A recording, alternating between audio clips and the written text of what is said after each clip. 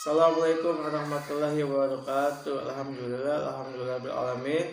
Wassalatu wassalamu ala asrofi anbiya'i wa mursalin Sayyidina Muhammadin wa ala alihi wa sahbihi ajma'in amma ba'du. Alhamdulillah,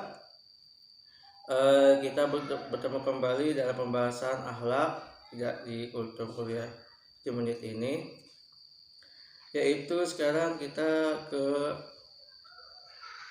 bagian yang ketiga, yaitu anak yang buruk akhlaknya. Ya, seorang anak yang jelek, ia tidak beradab kepada orang tuanya.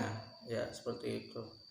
Jadi pada halnya anak yang jelek akhlaknya itu bukan hanya kepada temannya, bukan hanya kepada gurunya, bukan hanya kepada lingkungannya, tapi juga terhadap kedua orang tuanya. Kenapa? Karena anak yang buruk akhlaknya itu dia pasti akan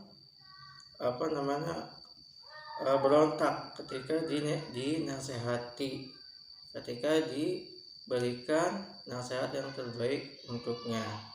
Misalkan jangan begadang terlalu malam, mengerjakan PR gitu, jangan kotor-kotor dan sebagainya, tetapi ia tidak mengiyakan, hanya bilang iya saja tapi tidak dilaksanakan. Nauzubillah min dzalik, ya, jangan sampai seperti itu. Berikutnya tadi sudah disinggung, ia tidak beradab kepada kedua orang tuanya dan para ustadz-ustadznya. Ia tidak menghormati orang yang lebih tua darinya, seperti halnya ketika dia duduk di sekolah, kakak kelasnya, seperti halnya kakak kandungnya, seperti halnya bibi, paman dan sebagainya gitu. Dia tidak menghormati karena dia karena keinginan besar, keegoisannya yang menutupi dia untuk tidak beradab kepada mereka gitu. Terus ia tidak menyayangi orang yang lebih muda darinya. Ia selalu berbohong apabila berkata-kata gitu. Jadi intinya anak yang buruk akhlaknya itu dari segi aspek pun dia bakalan tidak baik. Misalkan ketika dia diberi amanah dan ketika dia disuruh mengerjakan sesuatu dia berbohong. Iya, misalkan Fulan, tolong belikan minuman gitu untuk berbuka puasa. Nanti uangnya kembaliannya dikasih ibu ya. Nanti ketika ia jalan, uang tersebut tidak dikasih dan ia berbohong kepada ibunya bahwa misalkan minuman susu itu naik harganya gitu. Dan perkataan dia itu tidak ada jujurnya gitu. Nauzubillah min dzalik. Dan mengangkat suaranya apabila tertawa, dan ia suka memaki dan berkata yang tercela, dan bertengkar serta memperolok-olok orang lain, dan ia menyombongkan diri, dan ini tidak malu kalau berbuat yang tercela, dan ia tidak suka mendengar nasihat, dan dia tidak suka mendengar nasihat dari orang lain untuk kebaikan dirinya sendiri. Subhanallah, alhamdulillah, buku yang dikarang oleh salah satu syekh tersebut ini sangat bagus ya untuk dipelajari oleh anak-anak kita yang dini itu, maksudnya yang lebih awal. Karena apa? Buat apa dia jago matematika, buat apa dia jago lain sebagainya, tetapi akhlak atau adabnya tidak ada. Buat apa ia memiliki segudang ilmu, buat apa ia memiliki segudang harta yang ia miliki, jabatan dan sebagainya, tapi dia tidak memiliki adab atau akhlak terhadap saudara atau orang-orang di sekelilingnya, seperti halnya orang tua. Ketika ia sukses dalam pekerjaannya, contohnya guru, ketika ia masih duduk di sekolah.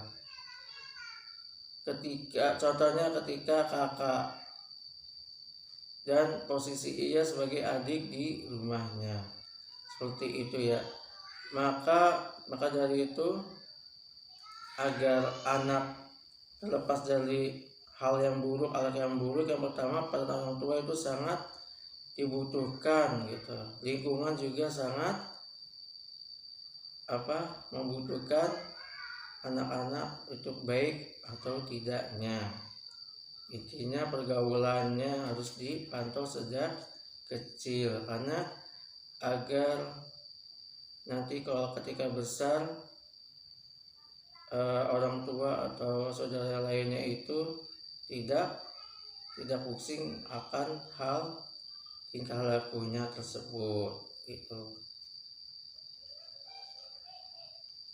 Pada intinya anak yang seperti itu tidak akan mempan, tidak akan masuk ke telinga ketika orang itu memberikan suatu nasihat terbaiknya gitu. Karena apa? Karena dari kecil dia tertanam hal yang buruk, dia melihat hal yang buruk masuk ke otak, terus dia teringat gitu. Misalkan gosok sendal temannya, misalkan gosok sabun, misalkan dia berbohong gitu, berkhianat dan sebagainya. Maka dari itu adab atau akhlak atau lain yang bagian dari sakofah Islam itu sangat penting ketika mengajari anaknya itu dari sejak kecil. Ya insya Allah ketika dia sudah menjadi dewasa gitu, dia akan menjadi anak yang baik, berbakti kepada orang tua, bukan hanya orang tua, guru dan sebagainya, tapi juga berbakti kepada Allah Subhanahu wa Ta'ala. Ya gitu, alhamdulillah ini sekelumit dari bab ketiga jilid 1 dari Akhlaqul Banin. Mudah-mudahan bermanfaat.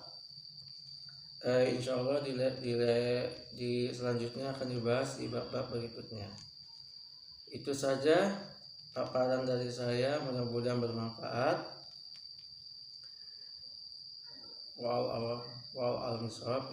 Wassalamualaikum warahmatullahi wabarakatuh.